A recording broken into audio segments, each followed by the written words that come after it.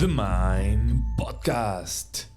Conversaciones poderosas que agregan valor a tu vida. Esta es una conversación con alguien a quien considero un amigo. La verdad que las conversaciones que hemos tenido fuera de cámara siempre han sido súper entretenidas y enriquecedoras. Y hoy hablamos de café. Hablamos sobre derrotas en la vida relacionadas al café y también relacionadas a adicciones. Cómo el camino del artista, de la creatividad y el autoconocimiento pueden cambiar la vida. Yo creo que esta conversación puede inspirarte y definitivamente entretenerte mucho. Darte información sobre cómo el café hoy en Costa Rica, si bien es cierto, es muy relevante, tiene el potencial de cambiar por completo el segmento del turismo en relación al café en Costa Rica como la meca del café de especialidad. A mí me parece brutal y yo creo que Juan Ignacio Salom tiene mucho que aportar a tu vida a través de esta conversación. Espero que la disfrutes muchísimo. Con ustedes, Juan Ignacio Salom. Y lo subestimé por completo. Cuando entré al aula, Ujú. vi a la gente que reconocí, eran todos o dueños de finca o baristas, y después empezaron a presentar y todos eran catadores, catador de Café Rey, catador de Cope Libertad, y yo decía, "Ma, esta gente debe catar 50, 100 cafés por semana". O sea, el Wow. nivel de práctica que tienen a nivel de memoria sensorial es enorme. Y yo aquí, me metí en camisa de once varas, y empecé a ver cómo evolucionaba el curso y yo dije, "Ay, no voy a ganar ni, son 20 pruebas, tenés que ganar las 20 para certificarte como catador". Y yo dije, no voy a ganar ninguna. Y al final de las 20 gané 15 y ahora tuve la oportunidad de repetir. Y esta vez no lo subestimaste. Esta vez no lo subestimé para nada, empecé a practicar desde antes. En todas las prácticas que hicimos en el curso estaba súper bien calibrado, o sea, las notas que yo le ponía es basado en el nivel de complejidad del café, ¿verdad? No se asume que un café sea bueno o que un café sea malo, sino qué tan complejo o menos complejo es ese café. Juan, y eso que estás mencionando, me imagino que muchas personas dicen, ¿y qué tiene de complejo un café? Un café no es negro, amargo, y vámonos, entre más amargo, mejor. No. Por lo menos para calificar la complejidad, que es lo que le da valor de mercado, porque lo que origina la complejidad son un montón de cosas, de factores distintos que convergen ahí para que la semilla absorba un montón de cualidades del suelo, del clima, del ambiente. Em, es lo que lo hace, digamos, entre más complejo, más difícil o más caro de producir y más especial. Eh, y Diego, un amigo de la Asociación de Cafés Finos, me dio un tip buenísimo ahora que estamos en las pruebas. Me dice, Juan, y un café complejo, usted le tiene que sentir color, Mm. le tiene que sentir brillo. Un café complejo le va a hablar y le va a decir qué tan colorido es, y en esa medida entonces usted lo puede calificar. Entonces un café complejo tiene que tener notas florales, por ejemplo, a jazmín, tiene que tener una base acaramelada o Ujú, vainillosa, ujú. y tiene que tener un fondo o a especies como clavo de olor o a Ok. maderas dulces como maple. Eso es un café complejo, Yo me imagino que más de uno muy complejo. está preguntándose, ¿y cómo hago para conseguir una taza que tenga todos esos sabores? Porque lo mismo, o sea, los ticos, a pesar de que vivimos en un café tradicionalmente cafetalero y que tiene la fama de tener un buen café y todo, y cuando llegamos al súper, básicamente todos los cafés saben igual. Sí, el café comercial que encontrás en el supermercado va a ser un café más opaco, ¿verdad? Más Quemado. quemado, sí, retostado, amargo, y eso es lo que mucha gente está acostumbrada, a lo que mucha gente está acostumbrada del café, y esa es la expectativa. si lo aprendes a abordar, digamos, como uno aborda el vino, buscando todas estas sutilezas que no tienen que ser una cosa súper rebuscada, como, ¿verdad?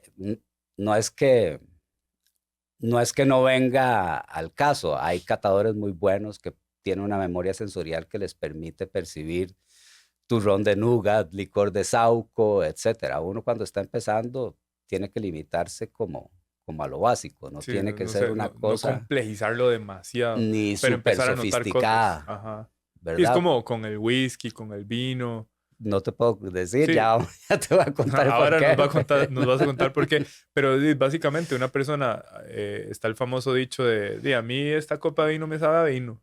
Sí, Ya, el exactamente. whisky, no, el whisky me sabe a puro alcohol y O ya. que hacen las pruebas de catación de los vinos y muchas veces ha pasado que el vino más barato de supermercado es el que resulta mejor calificado por la gente, ¿verdad? Exacto, exacto. En- Y es como un tipo de músculo que se va desarrollando, ¿verdad? Es literalmente un sentido que por alguna razón no desarrollamos tan finamente. es súper difícil de desarrollar, es memoria sensorial, entonces vos decís, ok, ¿a qué sabe la fresa en el café?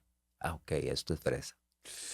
Y vas agarrando diferentes tipos de café, diferentes perfiles y vas leyendo las notas de los catadores y vas diciendo, ok, aquí, entonces si aquí hay fresa, piña, mango, o sea, frutas tropicales y frutos rojos, esto es a lo que sabe y tratas de grabártelo en la memoria, pero para llegar a fluir en memoria sensorial hay que practicar demasiado. Eso suena como una experiencia meditativa. Es una experiencia meditativa y lo otro que yo noté es que cuando le hago más caso a mi intuición y soy menos racional a la hora de dejar que el café me hable, soy mucho más acertado en los puntajes y en las calificaciones que le doy a ese café. Entonces me iba mejor cuando entraba y lo hacía por intuición que Claro, cuando trataba racionalizar. de racionalizar y de diseccionar ese café, Claro. ¿verdad? Y es que sí, es sensorial. Ya cuando le metemos la capa del lenguaje, ya son otras cosas. Es lo que sucede con el proceso de aprendizaje en cualquier área, ¿verdad? La primera etapa es incompetencia inconsciente, no sé lo que no sé. La siguiente etapa es incompetencia consciente. Ajá, Ah, ya me di cuenta, ya sé lo que no sabía. ajá, Luego viene la competencia consciente, que es la práctica deliberada, en donde yo ajá. quiero ser mejor en esta área y voy siendo cada vez mejor, hasta que llega la competencia inconsciente. Ya es intuición. Ya, Ya no lo ajá. racionalizas, es la capacidad que tiene un experto. Pero es lo que vos dijiste, taza tras taza, tras taza, tras taza. Y año tras año tras año, Exacto.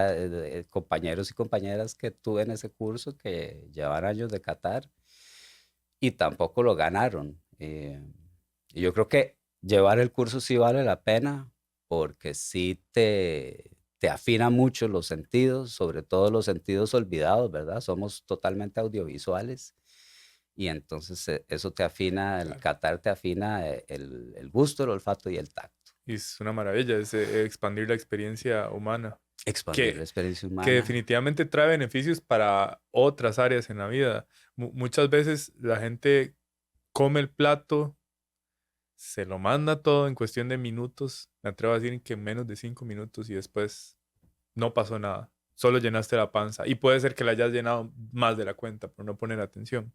En la medida en que estás interpretando la bebida como una expresión gastronómica, estás ritualizándola. Cuando la ritualizas, entonces ese momento del café se vuelve una pausa realmente especial que yo creo que todo el mundo necesita Sin en la duda. vida cotidiana. ¿Cómo hace la gente para empezar una experiencia mucho más sensorial con el café? Porque, bueno, ahora estuvimos hablando, el café que encontramos normalmente en el súper no es un café al que le podamos notar demasiadas cosas.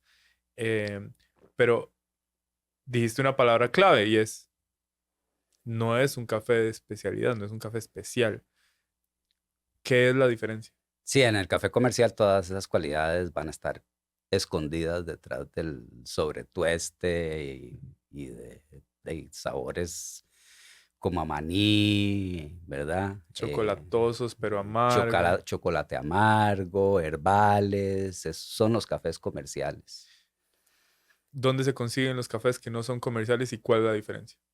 En cafeterías de especialidad, básicamente, yo creo que algunos expendios así especiales tienen café de especialidad. Muchas fincas en buena hora están abriendo sus propias cafeterías, entonces puedes ir a conseguir los cafés directamente en la finca. ¿Y cuáles son sus cualidades? Mayor complejidad, digamos, o sea, que encontrar matices a veces de frutales a fruta tropical o Sí. a frutos Y rojos. tiende a ser la taza literalmente café, no negra.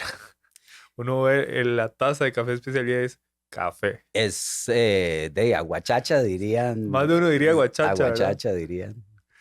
Que te puedo contar una anécdota bonita. Mi abuela, yo creo que era una pionera del café de especialidad, porque ella hacía sus blends. Wow. Creo que era mi abuela materna. Creo que era café montaña con café bolio o algo así. Y en una proporción de café contra agua muy bajita de café, ¿verdad? Lo que se le llama radio, que es la Ajá. relación entre café y agua. Normalmente los radios van de 1,13 a 1,19. A mí me gusta como por 1,18, que es Ujú, una ujú. relación de café bastante baja. A mí me gusta el aguachacha porque siento que podés, los sabores y los aromas no compiten. Y a una temperatura que sea agradable al paladar, no demasiado caliente porque también se pierden esas notas, ¿verdad? Y la acidez y el dulzor empiezan a incrementarse conforme el café va enfriando. Ajá, una delicia. Entonces, lo ideal es probarlo como a 80, 70 grados de temperatura, unos 10 minutos después de que lo infusionaste. Total, total. Juani, yo tengo entendido que el café de especialidad es una nueva tendencia desde hace unos años para acá y que tiene que ver con esa, lo voy a llamar ese mindfulness del proceso. Y cuando digo mindfulness del Ajá. proceso es la intención que tienen en la finca para eh, cultivar una mata específica con cierto grano, Ujú. el cuidado que tienen que tener en cierta altura, en cierto clima, y luego las personas que lo recolectan, el mindfulness de escoger las semillas, y Correcto. luego cuando lo van a secar, escoger el tiempo, el método, y luego de ahí llevarlo a los diferentes procesos hasta que el verde se convierte en tostado de una manera muy mindful y de ahí ya hay demasiadas características que hacen que una cosecha sea diferente a la otra y lo que nosotros probamos en la taza sea diferente entre un café y otro. Y ahí le podemos agregar mucho más complejidad, ¿verdad? En las características. A mí me parece maravilloso. Eso es café de especialidad. Eso que estás hablando se llama trazabilidad. Trazabilidad. Y es parte de Trazabilidad. las características del café de especialidad. Exactamente, y es esa valoración que haces desde que es semilla, ¿verdad? Le decimos el grano, pero el grano de café en realidad es la semilla del fruto del cafeto. em, y lo seguís desde el principio a través de todo su viaje y eso le va dando valor agregado. Entonces el terrario es importante, o sea, un café que sembras a la misma altura, misma variedad botánica, mismas condiciones igualitas en Orosi o en Tarrazú, no te va a dar el mismo perfil de taza. Tiene que ver la variedad botánica también, ¿verdad? Las variedades botánicas dan perfiles de taza totalmente distintos que son característicos, digamos, de la variedad botánica específica. Después lo que vos decías, el procesamiento, si es un miel, si es un lavado, si es un natural, si es un anaeróbico, que se han vuelto tan populares últimamente. Em, Hasta el tueste, que es, yo creo que ya la alquimia final. Un tostador es un maestro alquimista, Tiene que ser un ¿verdad? maestro. Que no solo se guía por los gráficos que te hace la computadora, sino que se está guiando por oído, por olfato, ¿verdad? Y él oye cómo suenan los granos y huele el tueste y sabe que ya hubo el primer crack, que es cuando se parte el grano por el calor y deja salir algunos de los vapores y ya sabe, este café ya está listo, porque las condiciones relativas pueden variar, ¿verdad? La humedad, la presión atmosférica, la temperatura, puede variar de un lugar a otro donde se esté tostando. Entonces, mentira que vos simplemente repetís las mismas curvas de tueste para un café aquí o si lo estás tostando en tamarindo. Claro, qué maravilla. Vos tenés el conocimiento que creo que es muy fascinante de, de la historia del café en Costa Rica. Es fascinante. Ahora estamos haciendo un taller con los chicos en el trabajo porque estamos remodelando, aprovechando que estamos remodelando. Sale eh, apertura para noviembre. Reapertura para noviembre, Noviembre de 2024, noviembre de Barrio 2024. Escalante, San José, Costa Rica, la cafeoteca. Reinauguración. ¿Qué? ¿Después de cuántos años? Teníamos 10 años de estar en esa casa, entonces fueron dos factores los que nos llevaron a remodelar. El primero es que el espacio de trabajo ya no estaba siendo funcional, sobre todo los días que se llena mucho. Ya nos estaba quitando segundos de tiempo y en una operación de restaurante, un segundo a segundo, vas construyendo un caos. Como The Bear. Sí, bueno, ese es un buen ejemplo. Si no han visto The Bear, no es a ese nivel, ¿verdad? Tan radical como el de los restaurantes de estrella Michelin, pero sí, la operación es muy tallada, todo. Desde la parte económica y los costeos Claro. y las ganancias que le pueda sacar a un plato o a un proyecto de restauración y hospitalidad, hasta de ahí, las acciones que se tienen que tomar, sobre todo cuando están en el agua, como dicen nuestros colaboradores de Cafeoteca. Estamos ¿cómo les va? Estamos en el agua. Fluyendo, nadando. Nadando como perrito con la cabeza así apenas afuera. Entonces esa fue la primera razón, mejorar la línea de producción, ¿verdad? Hacerla más eficiente. Y la segunda es que sí, ya tenemos 10 años en esa casa, entonces ya estaba pidiendo chineos, Ujú. ya estaba Y pidiendo algo que tiene chineos. la cafeoteca que a mí me parece maravilloso es que ustedes manejan el negocio como un negocio de hospitalidad. Totalmente. Es que es un negocio de experiencia.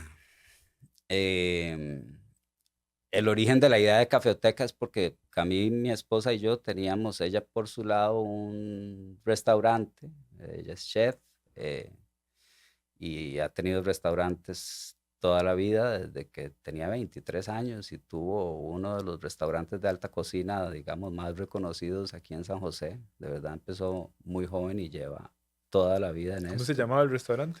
El primer restaurante de Camille se llamaba Baquea y quedaba en Barrio Amón frente a Teorética, Mm. en lo que ahora es el Museo de Teorética, el lado B.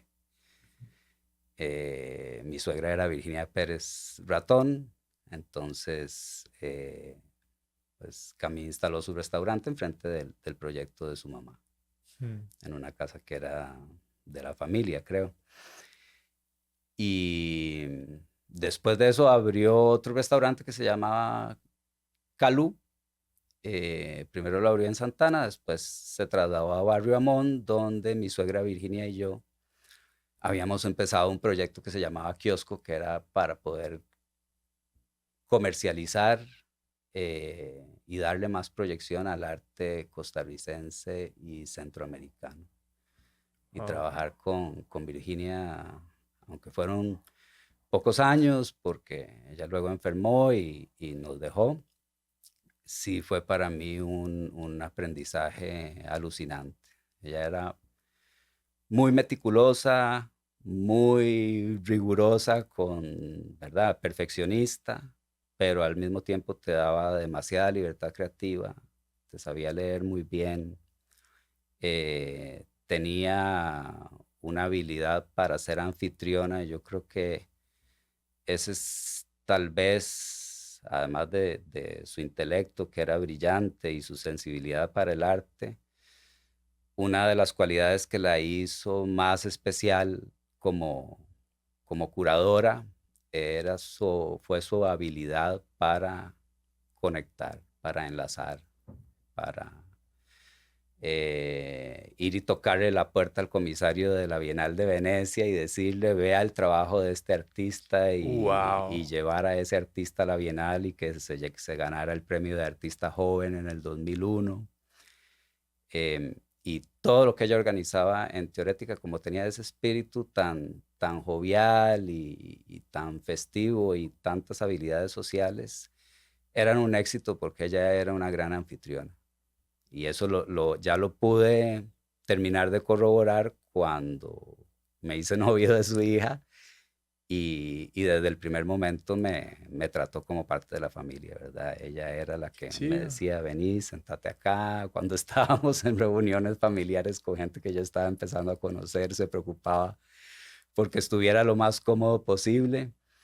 Y yo creo que esa habilidad de ella para leer a la gente y para saber generar conexiones entre las personas, creo que es lo que potenció su legado. Qué belleza. Eso suena como una gran experiencia. Mucho que aprender. Sí, me hubiera gustado tener más tiempo con ella. Ah, Sí. entonces fue primero trabajar con ella y luego conocer a la hija. No, bueno, yo la conocí a ella porque siempre estuve metido, ¿verdad?, en el mundo de la cultura y del arte, y ella era una figura central aquí en Costa Rica. Eh, y después la relación con Camille vino como por otro lado, por una amiga en común que teníamos, y fue bastante rápido. De hecho, yo venía saliendo de otra relación y yo decía, no, aquí me va a quedar soltero un rato. Y apareció Camille y yo dije, no, esta no la puedo dejar escapar. Ah, qué Esta no se me lindo. puede ir, se acabó la soltería, Juan Ignacio. Qué bien. Y pues sí, así fue. Y abrimos ese proyecto de kiosco en una casa en Barrio Amón, y había espacio para una cafetería. De hecho, teníamos una máquina de café y había espacio para un restaurante, pues. Cuando Camille se cansó un poquillo de estar viajando a Santana, era el momento en que estaban terminando la 27, entonces era una pesadilla ir a Santana. Y le dijimos, ¿por qué no te instalas aquí? Y ahí empezó, digamos, empezaron a convivir Kiosco, que era un proyecto creativo, artístico, y Calú, que era un proyecto culinario. Y después de unos años de estar compartiendo espacio, ya dijimos, ok, ¿cuál es la convergencia aquí entre la gastronomía y la creatividad? Dijimos, el café, y estamos en Costa Rica. Entonces, en ese momento creo que estaba solo el taller del barista, eh, y otra cafetería de especialidad en Escazú. No había más cafeterías de especialidad en Costa Rica. Y después de abrir nosotros, empezaron a aparecer al punto en que hoy tenemos como 70 o 100, no sabría decirte. De eso depende de qué tan minuciosos nos pongamos con el Claro. calificativo de especialidad. Según el pasaporte del café. Según el pasaporte del café, creo que hay 80, me parece, 70 u 80. Y ese es un dato muy importante porque me habías comentado que la proporción de las cafeterías de especialidad por, por metro Habitante. cuadrado, por habitante que hay en Ajá. Costa Rica en relación a New York es increíblemente gigante. Sí, ¿Cuál era la relación? después de que te lo conté, me metí a preguntarle a Chaji, a ChatGPT, que le decimos Chaji, Don Chayi. o doña Chaji, no sé. Ajá. Es una gran aliada, hay que saber usarla, Sin pero, duda, sin ¿verdad? duda. Es una gran aliada. Chayi me tiró que en Nueva York había como 300, pero ya, ¿verdad? Eso, ahí es donde hay que desconfiar de Chayi Claro, y claro, empezar claro. a buscar ya más a pie, hacer una búsqueda más a pie en Google para ver realmente de esas 300 que están enumerando cuáles son de verdad de especialidad. Podemos estar la misma cantidad de cafeterías de especialidad que venden café de origen único y no blends. Podemos tener probablemente el doble de las que tiene Manhattan. Tal vez hablemos solo de Claro. Manhattan, pero de ahí es una isla donde viven ¿cuántos? 7, 8 millones de personas, no sé, en Nueva York son 20 y pico millones, no sé cuántos vivirán en Manhattan. Y aquí en nuestra capital, gran área metropolitana, somos 4 o 5 millones, tenemos 70. Ujú. Sí, Nueva York debe tener, sí, 30, 40. Manhattan. increíble. Increíble. ¿Qué ha significado el café para la historia de Costa Rica? Perdón, esto quiere decir con respecto a lo último que esta es una capital, esta es una meca de café de especialidad, Es podría una ser un meca. destino solo por ese factor, Costa Rica. ¿Quiere venir a probar café de especialidad realmente? Mind blowing, como dirían, Ajá, ¿verdad? exacto. Que le vuele la cabeza. Costa Rica es el lugar, no solo por perfil de taza, que son las cualidades del café a nivel de sabor, de gusto, táctil, ¿verdad? Todas las cualidades que se llaman intrínsecas, sino también a nivel de cualidades extrínsecas. Tenemos un país que para el cumplimiento de los Objetivos de Desarrollo Sostenible de la ONU y para poder exportar a Europa ahora que están poniendo como requisito el Pacto Verde que deriva del Acuerdo de París, donde hay temas de no reforestación, de mitigación de uso de agroquímicos, de optimización de uso de aguas, de mejoramiento de las condiciones de los trabajadores, de desarrollo de las comunidades productoras de café. Somos aparentemente, según me decían en la Asociación de Cafés Finos, el alumno estrella a nivel mundial. Podemos convertirnos en el primer país donde podemos poner el sello de que nuestro café es 100% sostenible con solo un poco de ajustes y Mm. de alineamientos. ¿Qué pasa? Las fincas a veces tienen resistencia a los productores a meterse en este tema de la sostenibilidad porque les implica inversión, porque les implica cambiar algunas prácticas que llevan años, ¿verdad? De trabajar de esa manera. Eh, entonces, la idea ahora es desde Cafeoteca tratar de ayudar a los productores a que esos elementos que aseguran las buenas prácticas se puedan convertir eh, en atractivos visitables para un modelo de negocio paralelo basado en el turismo. Y es que es eso, o sea, es el potencial que tenemos hoy unido a los esfuerzos que puedan hacer los productores y todas las partes involucradas, que van más allá de simplemente los productores. eh, y una historia que refuerza por completo la posibilidad de que este se vuelva literalmente la meca del café. La meca del café de especialidad sostenible, diría yo, Wow. que es el futuro para mí del café. Además, aquí no tenemos las condiciones para volumen. Somos un país pequeño. El modelo que deberíamos perseguir es el de calidad, no Claro, tanto el de volumen. apuntar a esa diferenciación. Apuntar esa diferenciación, sí, exactamente. Así brevemente, ¿cuál ha sido el impacto del café en la historia de Costa Rica? Yo creo que nuestro ADN está lleno de café, ¿verdad? Fue después del tabaco y tal vez un poquito la caña, el tercer cultivo que se introdujo. Además, Costa Rica tenía la particularidad, ¿verdad?, de que aquí no había minas No había riqueza mineral o algo que pudieras fácilmente, ¿verdad? Venir, sacar de la tierra y Sí, claro. Hay de ta- todo menos eso. tampoco por la topografía había mucho Ajá. latifundio, ¿verdad? No había propietarios de fincas grandes y entonces la riqueza de Costa Rica se tuvo que hacer labrando la tierra y lo que más nos llevó ahí, gracias a un marino mercante que se llamaba William de la Lachaux, que fue el que diseñó o el que creó la primera ruta de comercio con Europa.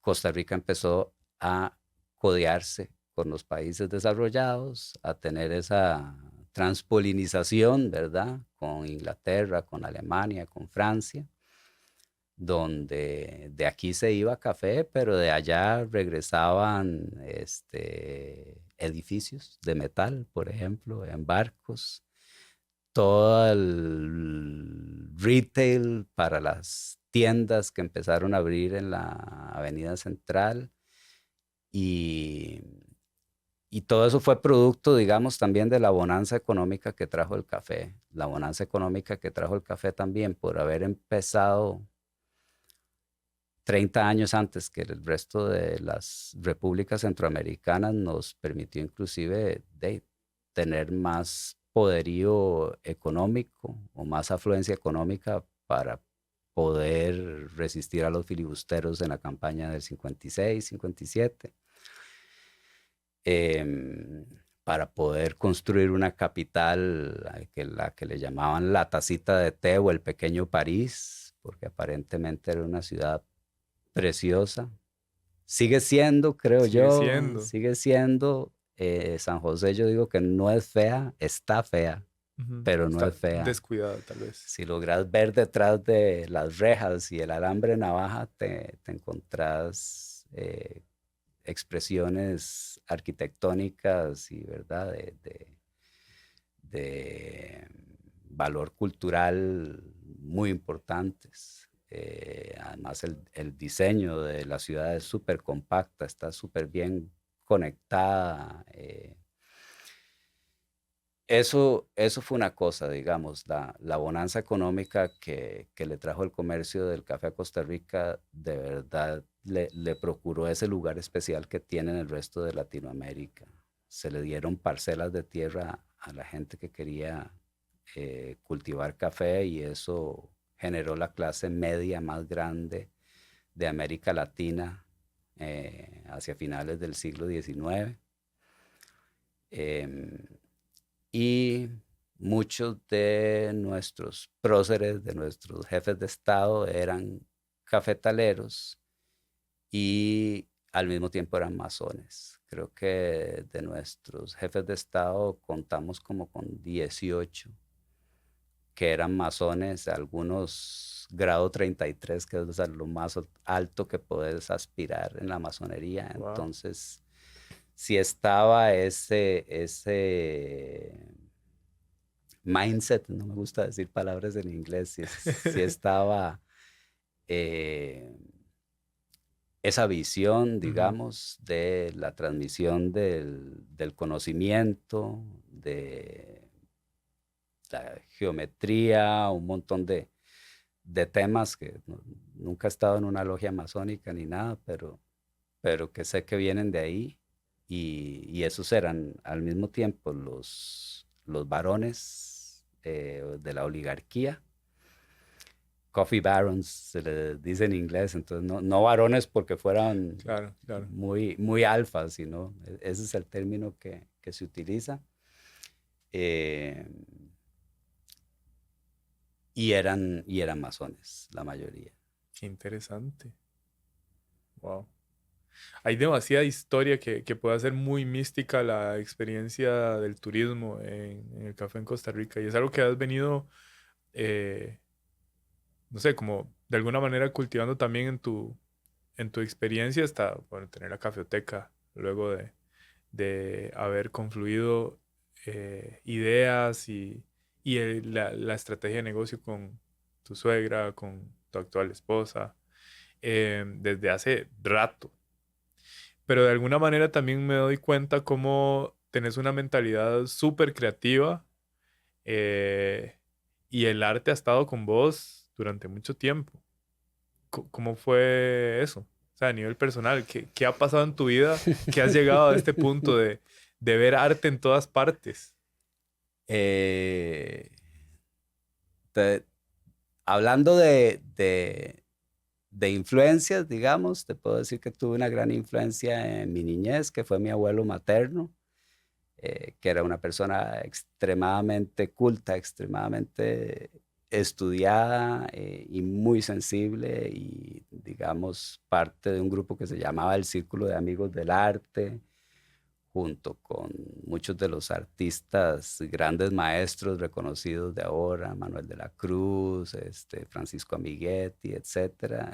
Yo compartí mucho con mi abuelo, digamos, de que nací hasta los 5 años, que por temas de estudios de mi papá tuvimos el privilegio de poder irnos a vivir a Europa. Ahí viviendo en Londres tuve un momento de separación, como la historia del héroe, ¿verdad? Ese momento donde Luke Skywalker se queda viendo los 2 soles de Tatooine después de que matan a los tíos y entiende qué es lo que quiere buscar para su futuro. Y fue los domingos, nosotros vivíamos en los suburbios porque no ¿Eso teníamos era qué época más o menos? 1981. En los ochentas, en 1981, Europa. sí. ¿En qué parte de Europa? Esto te estoy hablando, primero vivimos en Holanda, pero esta historia te estoy hablando del segundo año que fue en O Londres. sea, más o menos tenías 6, 7. 6 años, sí, sí, exactamente, mis 6 años. Eh, y los fines de semana, como nosotros vivíamos en un barrio del sur de Londres bastante alejado, mi papá tenía un carrito y los fines de semana lo sacábamos y nos íbamos o a pueblitos o al centro. Y cuando nos íbamos al centro yo me volvía loco con el tema urbano, pero sobre todo con los punks que estaban en lo más y En el mejor, apogeo ¿verdad? total. Picos en Entonces, la jupa, zapatos exactamente, mae. gigantes. Picos en la cabeza que yo le decía a mi papá, otra vuelta por ahí, por favor. Y yo, ese, como te digo, fue un momento de separación en donde yo dije, algo de esa rebeldía me, me cautivó. Y yo decía, me bajo del carro y me quedo con ellos. Es que Esta es mi tribu. yo quiero ser parte de esta tribu, exactamente. Pelos de colores. O sea, ¿qué era lo que veías de niño? Eh, Qué difícil volver a la mente de un niño de 6 años, pero yo creo que disidencia, rebeldía. Inclusive a mí la música punk, o sea, me fascinan los New York Dolls, por ejemplo, me encanta Television, si hablamos, pero yo no soy mucho de los Ramones, mucho menos de los Sex Pistols, o sea, me parece que es una estética ya demasiado subversiva, Crudo. muy cruda y cuesta digerirla. Lo que Patti Smith es otra punk que me fascina. Lo que me llama la atención más del punk no es tanto los resultados creativos a nivel musical o a nivel de artes visuales, sino esa filosofía de absoluta autenticidad y de disidencia, que la tenía, siento yo, más un poco el punk de Nueva York, era más filosófico y el punk londinense, tal vez por estar apadrinado por Vivienne Westwood y Malcolm McLaren, que eran gente del ámbito de la moda, Mm. era un poco más, tal vez, no superficial, Pero pero tendía más a lo estético. tendía mucho más exactamente a lo estético que a lo filosófico. Ujú. Sí. Eh, Bueno, pero eso fue lo que viste. Gracias a esa tendencia viste las cosas tan exuberantes en el momento. sí, lo que pasa es que, claro, como niño absorber eso es, se las trae. Entonces, yo creo que yo he sido lo que podríamos llamar un rebelde solapado toda la vida. O sea, he tenido mis actos de rebeldía, algunos bien importantes y contundentes y otros no tanto. Siempre he sido una persona ahí como adaptada de cierta forma, pero, pero la desobediencia, la disidencia me llama mucho la atención probablemente porque son la piedra angular de la creatividad, Sin duda. ¿verdad? Eso te marcó y elegiste un camino de artista. No sé si lo elegí porque lo que hacía yo desde la escuela era, nunca tomaba notas, mis cuadernos eran puros dibujos. Después me hacía amigo de mis compañeros y compañeras más aplicados y me prestaban sus cuadernos para fotocopiarlos porque yo no tenía cuadernos, lo que tenía era un gran cuaderno de bocetos. Entonces, dibujando desde que me acuerdo de toda la vida.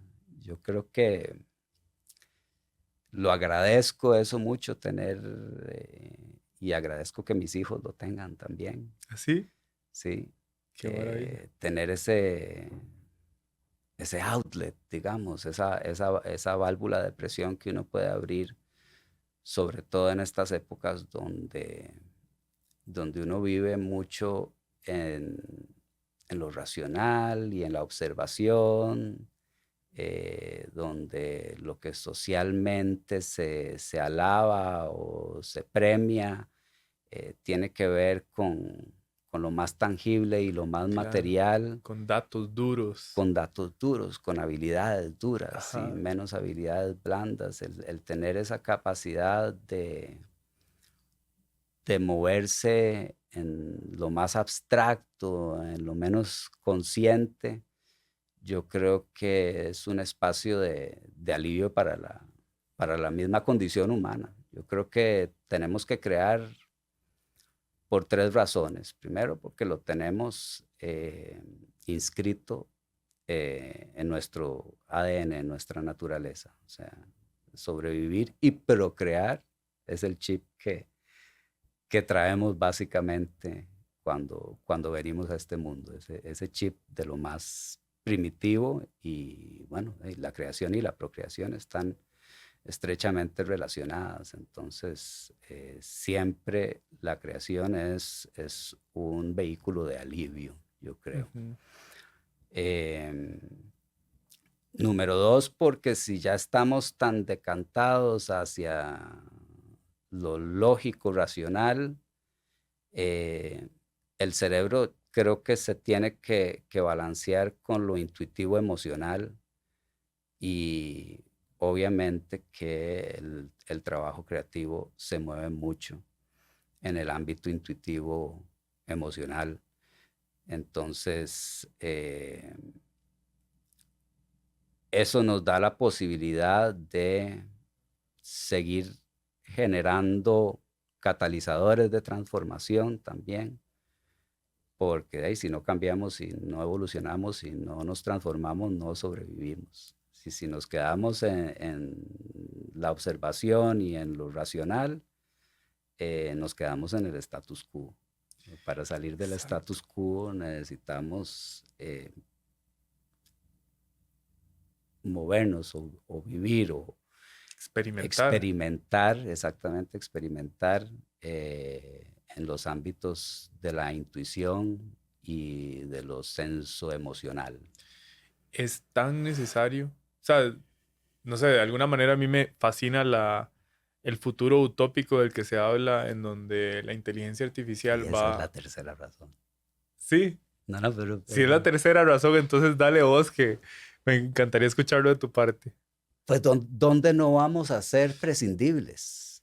Este, toda la parte lógico, racional y todos los temas que tienen que ver con la observación, etcétera. Creo que la inteligencia artificial a veces, en algunas ocasiones, tal vez muchas, nos va a poder sustituir y hacerlo mejor que nosotros. Ujú. ¿Dónde es que nos diferenciamos de la inteligencia artificial? Aquí estamos en un tema de benchmarking. Total. El mercado está levantando la inteligencia emocional y va a ser, ¿verdad? Una herramienta fundamental, perdón, la inteligencia artificial y va a ser una herramienta fundamental para la vida. Y la parte sensoemocional, intuitiva o instintiva va desapareciendo. Si queremos diferenciarnos, si queremos darle algo especial, si estamos en hospitalidad al cliente, si estamos en medicina al paciente, etcétera, tiene que ser desde lo senso emocional e intuitivo. Sí. No le vamos a dar nada especial que no le pueda dar una inteligencia artificial desde lo racional analítico. Y eso me parece fascinante. El Foro Económico Mundial eh, hizo su informe del futuro de los trabajos del Ok. 2023, el año pasado. Se Ajá. cayó Rick. Ay, Rick. Solamente los que estén viendo el video se van a dar cuenta de quién es Rick. Vamos a levantarlo. Se Este, ve cansado. Yo no sé si este, es que de ahí, necesitaba yo creo que está dormir. medio tapiz. No es ahí con el sombrero mexicano y todo. Em, el Foro Económico Mundial hizo su informe de 2023 del futuro de los trabajos y dijo, en los próximos 5 años el 40% de las profesiones se van a desaparecer. El 40%. 40%, gracias a todo el auge de la tecnología, en Ujú. específico de la inteligencia artificial. Pero uno lo puede leer ese dato como algo catastrófico, frustrante, abrumador. La buena noticia es que se van a abrir, como siempre, algo se cierra, se abren otras posibilidades. Correcto. Se van a abrir un montón de posibilidades que hoy simplemente no están en nuestra conciencia. Profesiones que hoy jamás podríamos ver en la universidad o estudiar en la universidad van a ser parte de nuestra realidad dentro de poco. O sea, el futuro es mucho más rápido de lo que nosotros podemos imaginar y cada día es más Es rápido. vertiginoso. Es vertiginoso y esta vara va acelerada.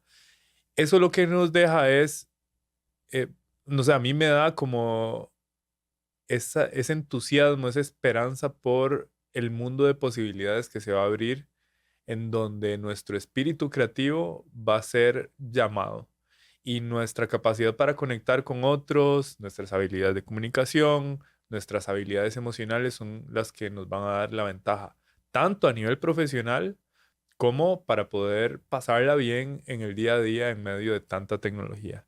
Porque la tecnología es una herramienta, no es la razón de nuestra existencia, ni siquiera la necesitamos. Podría mejorar nuestra existencia si lo utilizamos como una herramienta, pero hay que verla como tal. Y tenerle miedo, tenerle aversión, no va a funcionar de mucho. Entonces, el futuro utópico del que se habla, en donde la inteligencia artificial toma el rol protagónico en la creación de recursos económicos, nos deja a nosotros con la posibilidad de tener más tiempo libre.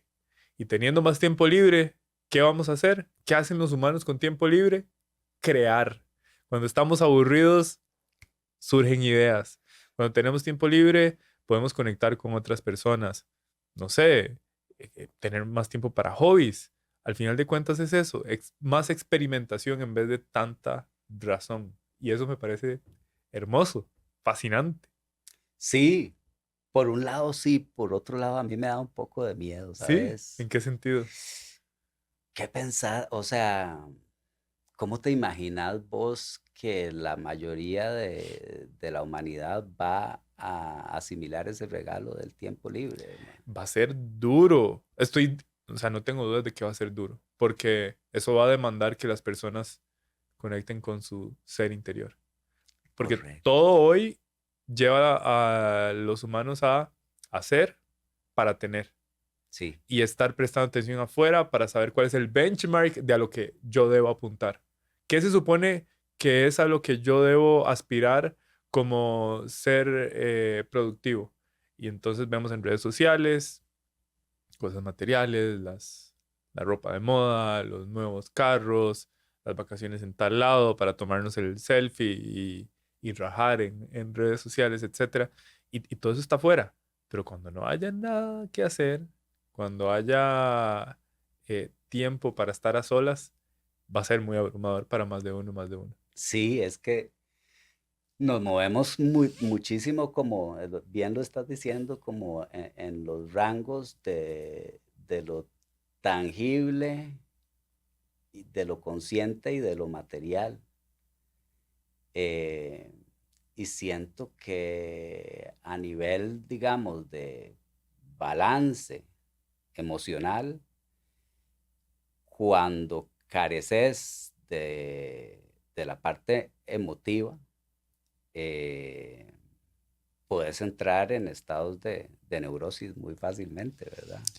Y cada vez más intensos. Y cada vez más intensos. Y más bien, si vivís, esto yo creo que es de lo más importante, si vivís en modo creativo, entonces ya vivís con un enfoque y con una intención. Siempre estás en ese proceso, ¿verdad? De indagación, incubación, integración, que es sintetizándolo a su máxima Claro, expresión, las tres fases del proceso creativo. Después viene la fase de comprobación, pero digamos que las esenciales a nivel claro. intelectual son indagación, incubación e integración. En la indagación ves todo lo que te atrae, empezás a abordar el problema, pones tu marco conceptual para no perderte en las posibilidades infinitas. En la incubación vas alimentando el tema que estés trabajando con ideas, con conceptos, con principios, y en el proceso ya de integración es donde algunas de esas ideas, conceptos y principios permean el filtro que la persona creativa o la persona que está creando, porque todos somos creativos, yo creo, eh, algunas permean ese filtro y ya logras consolidar algo que se puede expresar en el mundo material y que lo renueva Que eso y da que lo revigoriza. gozo total. O Sí. sea, es una satisfacción como ninguna otra. Si lo ves desde la individualidad, es increíblemente satisfactorio. Si lo ves desde lo colectivo, es lo que el mundo necesita en esta coyuntura de la inteligencia artificial y de la amenaza de vernos sustituidos Sí, por robots, por máquinas. por Y máquinas. entonces que el comienzo de Matrix tenga sentido. Como era el comienzo de Matrix, no me A mí me, acuerdo, me man. explota la cabeza. En 1999 Ajá. sale esa maravillosa historia en donde se dice que la inteligencia artificial, el ser humano creó la inteligencia artificial y la inteligencia artificial se reveló. Y ¡tarán! Ahora somos parte de una ilusión para alimentar a las máquinas. Sí, además es una paradoja, ¿verdad? Claro. Porque no sabes qué es primero, si el Nada. hombre creó la inteligencia artificial o la inteligencia Ya en artificial ese está... momento la línea se borró. La línea se borró. Ajá.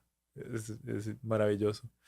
Juan, y parte de tu vida ha sido tener exposición a diferentes culturas desde pequeño. Sí, afortunadamente. Y eso me parece que de alguna manera cambia la forma en que vos percibís el mundo y también tu manera de interactuar con él. Yo sé que te fuiste a estudiar afuera, estuviste inclusive eh, pasando por diferentes culturas y todo. Contame un poquito de esa historia. De andariego, la vida de Andariego. andariego. De bohemio, trovador. Bueno, yo pasé de un colegio católico súper conservador en el que no la pasé mal del todo, la pasé demasiado bien por las conexiones que logré generar, por los amigos que tenía, porque me llevaba bien con prácticamente todo el mundo. A lo mejor alguien después ve esto y dice, no, me dice, mae, era insoportable. Yo creo que me llevaba bien con prácticamente todo el mundo. Disfruté muchísimo del colegio, pero sí era un contexto, un ámbito muy represivo para lo que, digamos, yo sentía que era mi naturaleza. Y de ahí pasé de colegio católico a la Escuela de Arquitectura de la UCR. Wow, qué cambio. Entonces, sí. Y ahí vino una progresión de la bohemia y de la fiesta que terminaron con una gran derrota, que fue el alcoholismo. De- ¿Cómo es eso? ¿Cómo es que llegas a la escuela de arquitectura de la UCR y terminas en alcoholismo?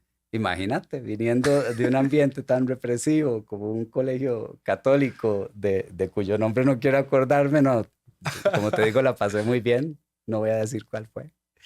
este, Al total libertinaje de la Escuela de Arquitectura de la UCR, hacerme de amigos y amigas bailarines, bailarinas, escritores, a torrentear, como dicen en La Tortuguita, todas las tardes. De ahí se me abrieron un montón de puertas y yo creo que también los que somos creativos y un poquito raritos, mae, tenemos siempre como ese tema del síndrome del impostor. Y el otro día leí una vara muy buena que me salió en el Instagram que decía, a cuente que, porque a usted algo le sale bien y fácil, usted piensa que por esa razón usted está siendo un impostor. No es que usted es un impostor, es que hay cosas que le salen fácil y naturalmente bien, pero cuando es desde el ámbito creativo, ¿verdad? Que es como uno de los más estigmatizados por la sociedad, de ahí uno a veces siente grandes inseguridades y yo las sentí cuando estaba creciendo, ¿verdad? De ser creativo, de ser Total. diferente. Ser diferente a quién. O sea, ¿cuáles eran los modelos que tenías que vos sentías que eras diferente? Sí, ser diferente al modelo predefinido, ¿verdad? ¿Qué se decía en esa época que era lo correcto, lo esperado? En el siglo pasado, querés decir. Bueno, en ese sentido ya somos dos que en el siglo pasado tuvimos ciertos modelos. Sí, el modelo del siglo pasado postindustrial, donde, ¿verdad? La educación era machotera y era para producir gente que pudiera estar en líneas de ensamblaje, operar Claro, maquinaria, claro. Y a etcétera. lo que uno Entonces, más podía aspirar era ser abogado, doctor médico, ingeniero, ingeniero, ¿verdad? ya. O sea, pare de contar. Esos eran los que hacían plata. Sí, correcto. Artista, uf, va a estar en la calle, se va a morir de hambre y va a ser un drogadicto. Y Eso era lo que se decía, entonces, ¿verdad? totalmente. Escuela de Arquitectura de la UCR, pero si ahí tienen las drogas ahí adentro, las siembran. No sé, ma, yo la verdad no tuve contacto con drogas, ni he tenido mucho contacto con drogas porque conozco mi personalidad, pero en la arquitectura de la UCR yo no lo encontré algo como que fuera así un lugar común. Pero entonces, sí, para terminarte esa historia, yo nunca me ha dado miedo como experimentar, como intentar cosas nuevas, como he aprendido a estar en paz con mis errores, mis equivocaciones, que Ujú. al final el obstáculo es el camino, como dice Buda.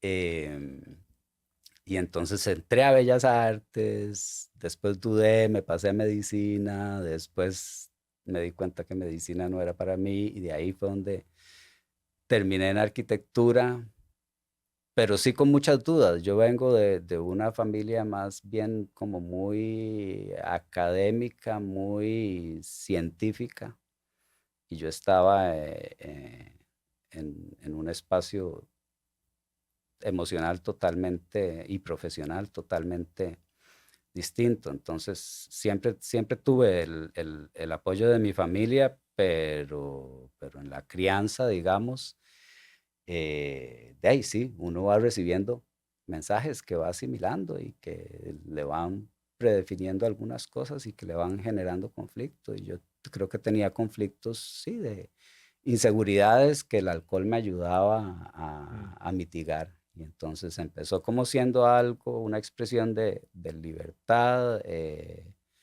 muy renovadora, porque como te decía, venía de un contexto muy conservador, pero ese alivio que me producía la gratificación inmediata del alcohol y la desinhibición y todo, poco a poco, esa anestesia se fue convirtiendo en un sueño, pero no en un sueño bonito, en una pesadilla. La anestesia del alcohol empieza siendo súper agradable y reconfortante porque te puede ayudar a lidiar con ciertas Claro. cosas, a apagar El el ruido. monólogo Ujú. mental, el ruido, pero cuando ya entras en la parte de, digamos, en hábitos de abuso, se vuelve una pesadilla. ¿Cuándo Entonces, te diste cuenta de que era abuso? cuando ya me empecé a sentir muy mal físicamente. Pero, o sea, vamos a ver. En mi contexto, yo conozco muchas personas que se pueden llevar a sentirse muy mal físicamente Ujú. y verlo como algo normal. ¿Sabes? Las famosas resacas, la goma, ¿verdad? Y yo creo que eso es sentirse muy mal. Muy mal. Y luego al otro día seguir o a la semana seguir. Y lo ven como algo normal. Es que el alcohol es una droga socialmente aceptada. Ujú. En tu caso, ¿hasta dónde te llevaste? Ah, no, este, me llevé al límite. Me llevé al ¿Qué es el límite? límite. No sé, estar en un festival de arte en Taiwán intoxicado con aguardiente de arroz de 58 grados etílicos. Cosas así.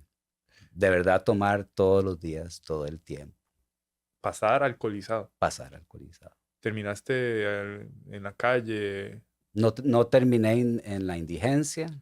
pero eh, qué sé yo, que algún día vos dijiste, "Ey, ma, ¿dónde estoy? Y estabas en la calle. muchas veces. Uy, madre, ¿cómo llegué aquí anoche?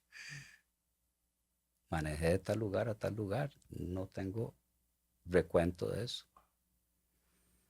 Y eso fue como Entonces, gradual. sí, claro. La adicción, digamos, y el abuso de sustancias es algo que se va dando gradualmente. ¿Cuánto tiempo te tomó llevarte a ese nivel? A decir ya estoy en el límite, a tocar fondo, Ujú. eh, tal vez unos 5 años, 5 años. unos 5 años. ¿Qué pasó el día en que vos dijiste, ya esto, ahora sí, ya toqué fondo? Ok, considero que el momento que me vino a decir toqué fondo fue cuando ya me vi internado en el CIMA por deshidratación, por, ¿verdad? Todos los problemas que puede traer consumir alcohol en exceso. Aún así, este, bueno, esto es algo que nunca le he contado a mucha gente. Mm. Em, Cuando ya me dieron la salida de ese internamiento para desintoxicarme, me escapé. Pedí permiso para ir a fumarme un cigarro y me fui del hospital y me metía en AMPM o en pulperías o así, abría una bombillita cacique y tomaba. Y ahí fue donde me vi haciendo eso, fue donde dije, me voy a morir, Ajá. esto me va a matar. Como que de alguna manera te diste cuenta de que tu cuerpo te estaba llevando a eso, a pesar de que vos decías, ya llegué al límite, y aún así te encontrabas como si estuvieras disasociado, ¿verdad? Mandándote una bombillita de cacique. Claro, es que la adicción es una Te disociación. toma, Vos sabés que te toma está control. matando Ujú. y no importa. Y Cono- ahí es donde uno se da cuenta de que ya no puede solo, ¿verdad? Ahí, entonces, después de ese episodio donde ya me había desintoxicado y donde ya había hecho esa locura que me estuvieron buscando mis familiares, además, como por 5 horas que estuve perdido, hasta que llamé a mi casa y dije dónde estaba. Eh, Al día siguiente, un primo de mi papá que iba a reuniones de AA me llevó con él Mm. y ahí cambió todo. Eh, no se puede solo, gente.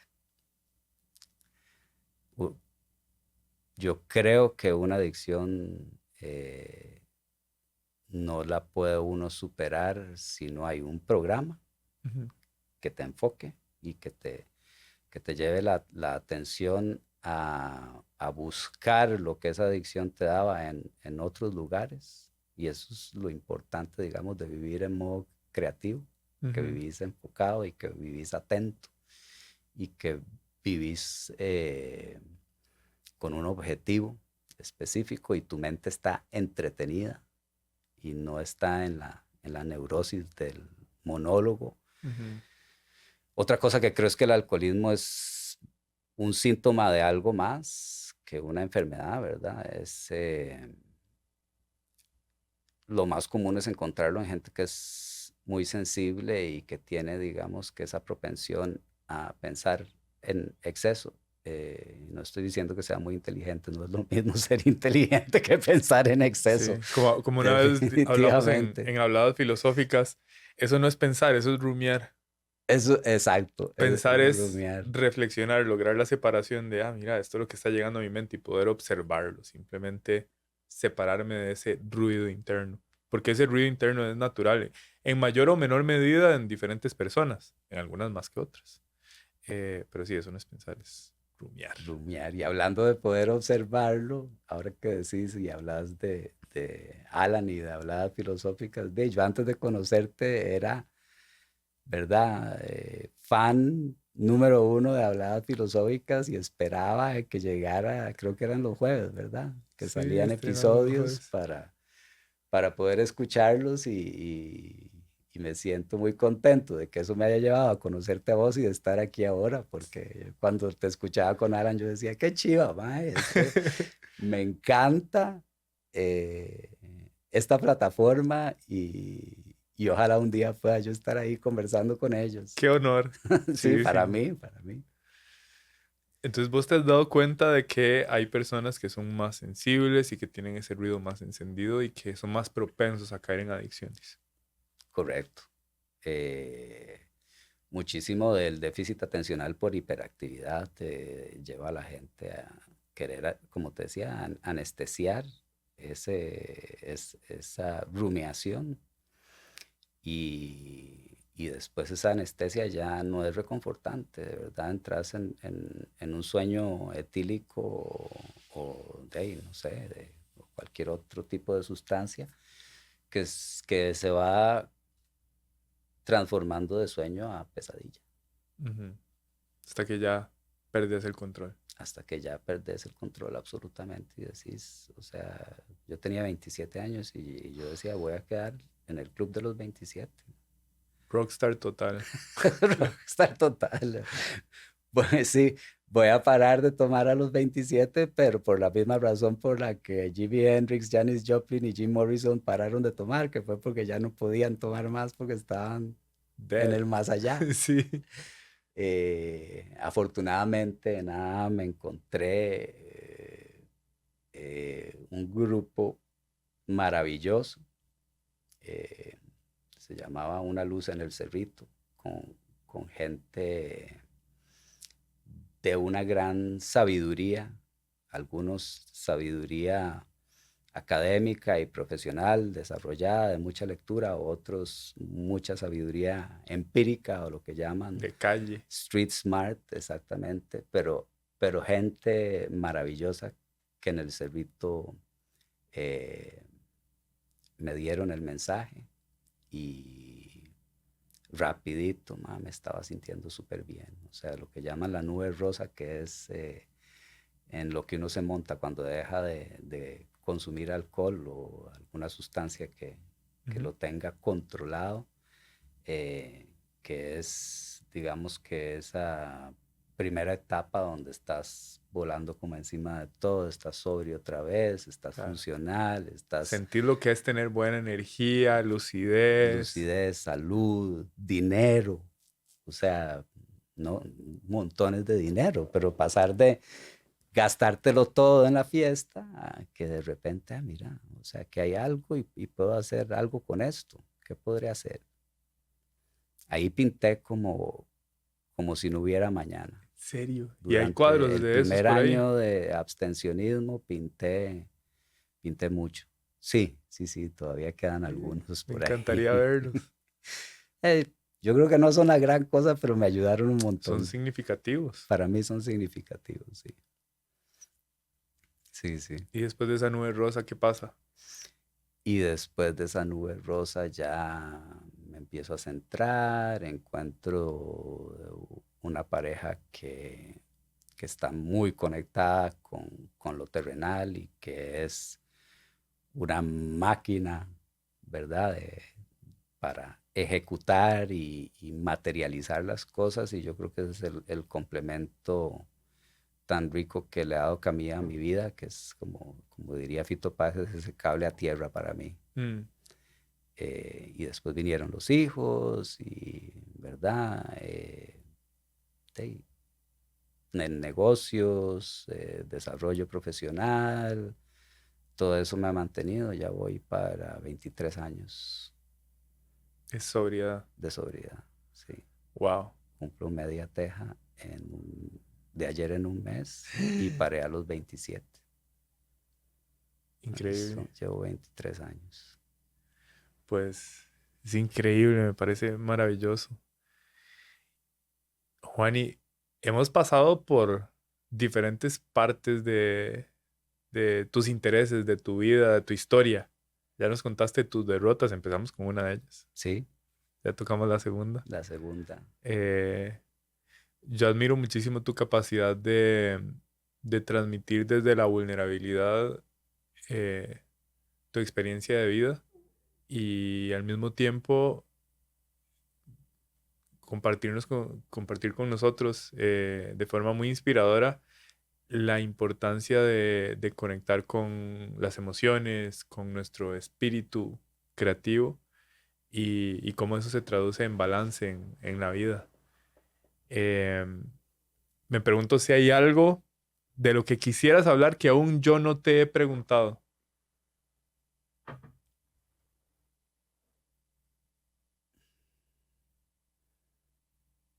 Tantas cosas, a mí me encanta la tertulia, como decía Total. mi abuelo, que decía que fue esa figura tan especial para mí. Eh, no sé, yo creo que me devuelvo más bien un poco a algo que ya tocamos, que es, digamos, ya sobrio, ya claro. A mí me encanta el pensamiento analógico, eh, pero también soy mucho del lado de la observación y de entender lógicamente los procesos y qué lleva a qué. Entonces empecé a explorar como metodologías o tecnologías que yo mismo iba creando a partir de pensamiento analógico, eh, utilizando diferentes parámetros como podía ser el Ikigai japonés, como podían ser eh, los 4 pilares que se usan, o tipologías le llaman, para crear experiencias transformadoras a nivel cultural. em, Me metí un poquito en Rayid, pero siempre, como te digo, y como fui en la universidad, o sea, tratando de escapar la definición. Siempre he estado tratando de escapar eh, el etiquetarme yo mismo. Creo que le tengo miedo a eso, ¿verdad? Medicina, después Bellas Artes, después medicina, después arquitectura, después me fui a España, estudié museología, después aquí durante pandemia eh, saqué un título en diseño de experiencias culturales, pero digamos que el estar en esa búsqueda yo creo que le he dedicado los últimos 10 años a tratar, no de sistematizar, porque eso no se puede sistematizar, pero por lo menos de crearle un marco a, a la parte creativa, intuitiva. Fui descubriendo que si yo le sobrepongo a todos estos temas que exploré, las 4 funciones de la mente de Jung, Mm. que, bueno, no soy Alan Fernández, no soy jungiano experto, pero sí me fascinan algunas de sus teorías y leí un libro que fue transformador, revelador, que se llama El mapa del alma de Jung, que fue el que me hizo entender, digamos, que existían esas 4 funciones y dónde estaba el ego, dónde estaba la persona, etcétera. Y esas 4 funciones son la intuición, lo sensorial emocional, la observación y la razón. Y el Ikigai, el Rajit, todas las cosas que yo iba explorando después, cuando caí en conciencia de las 4 funciones de la mente de Jung, yo dije, mira, esto hasta cuando trabajamos el format, Ajá, ¿verdad? total. El método de comunicación brutal que me transmitiste vos a mí, yo dije, aquí también están, o sea, la plantilla de todo son esas 4 funciones de la mente. Entonces, yo creo que hay que vivir teniéndolas en balance Ujú, y que mientras uno viva teniéndolas en balance va a tener una atención, un enfoque y una intención que te saca, digamos, de la aridez que puede significar vivir en estos tiempos de lo inmediato, de la sobredosis de información, de la hiperfuncionalidad, del meritazgo, de todo eso, ¿verdad? Que yo creo que puede llegar a hacernos daño a nivel emocional. Entonces, trabajar las funciones olvidadas, que ujú. son la de la intuición o el instinto y la de lo sensorial emocional, eh, que antes era nuestro entretenimiento.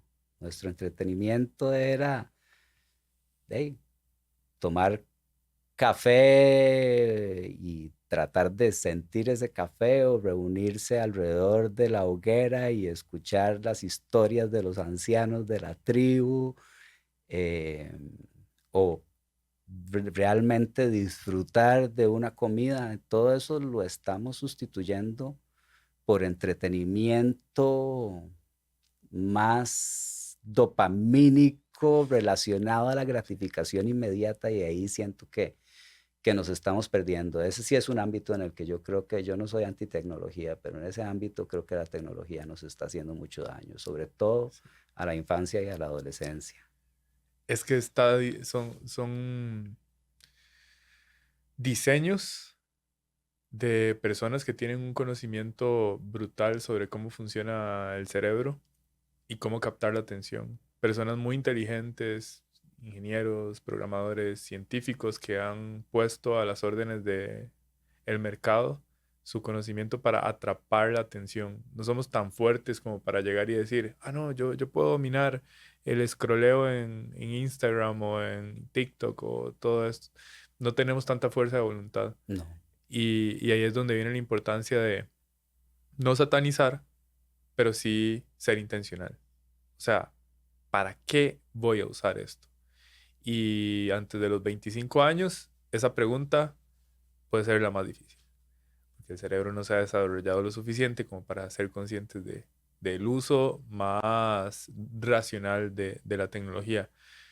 Si antes de los 18 en Costa Rica, 21 en Estados Unidos y otros países no se puede tomar alcohol porque se saben los efectos, las drogas están prohibidas en la mayor parte del mundo Ajá, estamos porque se hablando saben de lo los mismo que efectos. dopamina, ¿verdad? Son puros estímulos dopamínicos que generan desequilibrio y hacen que las personas pierdan el control. Entonces, sí, vos has venido desarrollando este método creativo y yo he sido con mucho honor testigo de ese proceso y me parece maravilloso. No solo testigo, un gran guía también. Es un honor, de verdad. Y justamente de eso te quería comentar. Napoleon Hill habla sobre la mastermind, la Ajá. mente maestra. ¿Qué sucede cuando dos o más personas se reúnen a tratar de darle sentido a un mismo objetivo. Son mentes que están en armonía, que por alguna razón la naturaleza les dio esa característica. Son mentes que cuando se unen entran en armonía y crean la mente maestra. Y eso es lo que yo he experimentado al trabajar con vos, al conversar con vos, al experimentar diferentes conversaciones que hemos tenido al lado del café o de manera aleatoria. Y la verdad que eso me hace sentir muy, muy feliz y, de nuevo, orgulloso también. Sí, es una delicia porque también a veces cuesta mucho y ya vas a ver cuando llegues a mi edad, muchacho. Este, ma, todo el mundo anda ocupado, todo el mundo anda haciendo de Uber para los hijos, ¿verdad? De sentarse y tener una conversación realmente enriquecedora, donde entras en flow y se diluye la percepción del tiempo. Eso, muchas veces llega a ser lo excepcional, no lo habitual.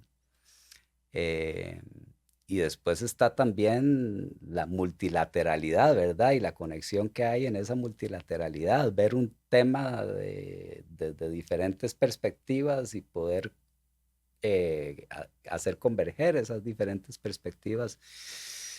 Yo creo que mucho de la razón por la que estamos en estos niveles de polarización es también por eso, porque ya no conversamos. Ujú. Y al dejar de conversar, dejamos de ver las cosas desde diferentes ángulos, dejamos de ser empáticos y, y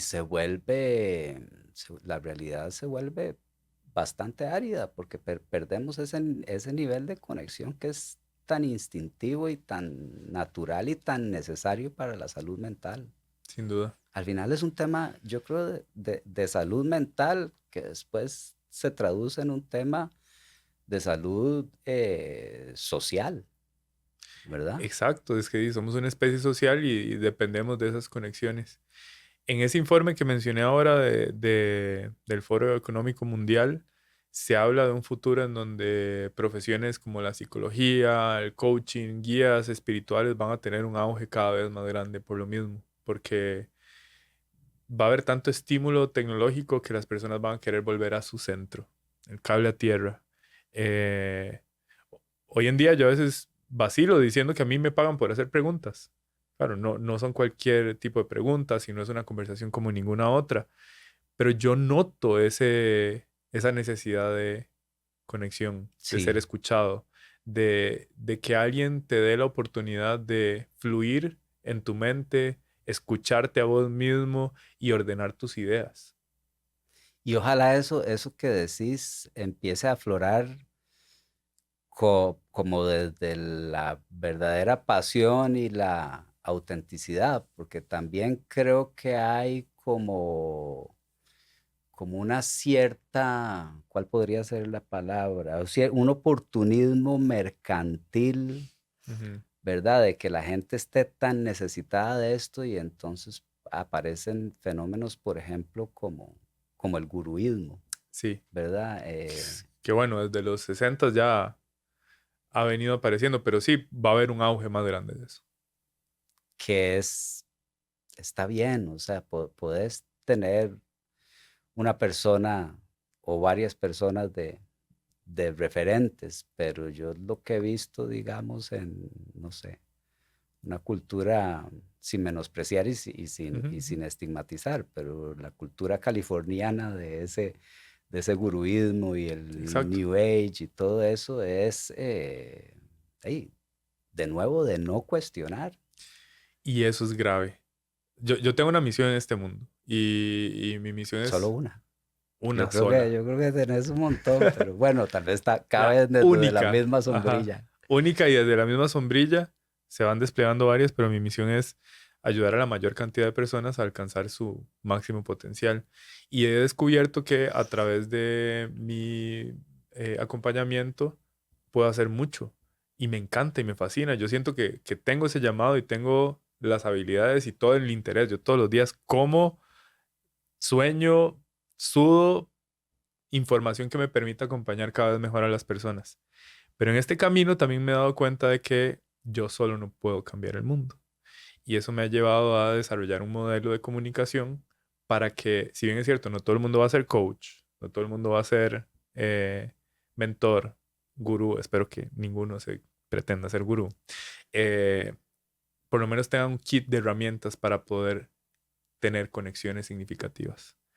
Y eso le va a mejorar la calidad de vida a cualquiera. Y eso va a mejorar el mundo y eso le va a permitir a todas las personas que tengan estas habilidades alcanzar el éxito. Lo que eso signifique para cada quien. Que eso sea que signifique, sí. Ujú. Porque también hay que matizar eh, esa significación que se le da al éxito, ¿verdad? O a la felicidad. Pueden ser Exacto. palabras que tal vez están muy cargadas. Juan, y eso es pensar. Eso es pensar. Por encima de cualquier cosa, yo diría que es necesario poner el escepticismo para empezar a usar el pensamiento crítico y construir tu propia versión de la realidad. Yo creo que esa es la clave. Juan, y para mí ha sido más que un honor tenerte aquí Una en The delicia Mind para mí. Podcast. Me siento muy feliz y Muchas nada, me gracias. gustaría cerrar con esto.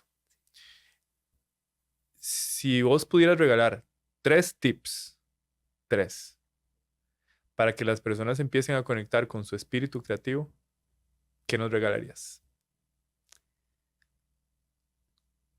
Qué buena pregunta. Ok, lo primero eh, sería, yo creo que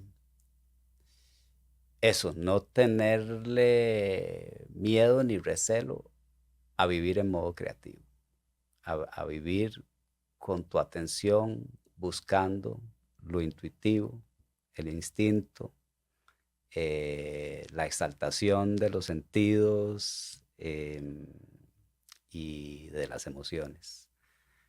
Dejarse sentir. Ujú, No nos dejamos sentir, nos cuesta mucho, nos saca del orden preestablecido y nos da mucho miedo ujú, sentir. Dejarse sentir y entretener esas sensaciones mientras sean constructivas, no entretener sensaciones destructivas y más bien la mente tiende mucho a entretener sensaciones o pensamientos destructivos.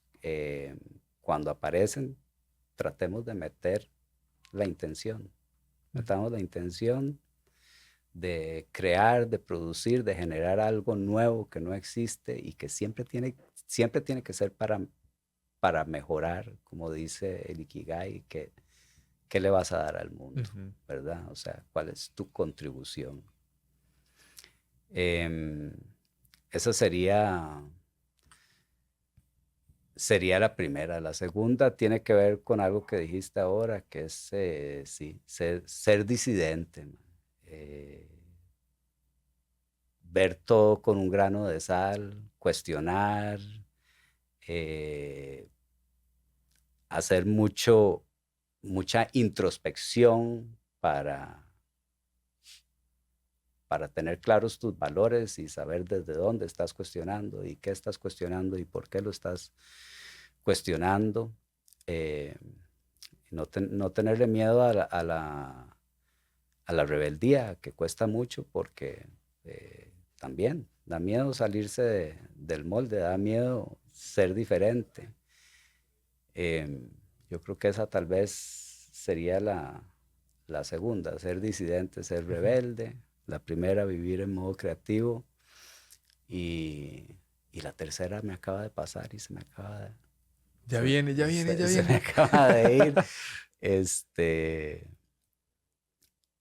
por ahí anda, pero Sentir, uno, ujú, darte permiso de ser rebelde, da- darte permiso darte de permiso de ser auténtico. auténtico, Darte entrar en la permiso de ser disidencia. auténtico. 2 y 3. Y tres, yo creo que siempre tener en mente el, el beneficio colectivo ante todo lo que vas a hacer. Si es por una causa mayor, desaparece el miedo, Claro. desaparece la duda, Las las inseguridades. inseguridades, porque no lo estás haciendo para Exacto, vos, ya no es ego, no es ego. es propósito. Exactamente. propósito e intención. Me encanta. Pues chicos, chicas, yo espero que con este cierre espectacular lo hayan disfrutado tanto como yo. Hasta la próxima. Estuvo increíble, ¿verdad? Mira, si quieres apoyar el proyecto de The Mind Podcast, te tengo una noticia. Es libre de costos y lo único que tienes que hacer es suscribirte a este canal, compartirlo con alguien increíble y hablar de este y más episodios en redes sociales. Etiquétame como The Mind Coach CR. Además, te invito a dejarnos reviews y comentarios en las plataformas de audios. Nos vemos. Be present, my friend.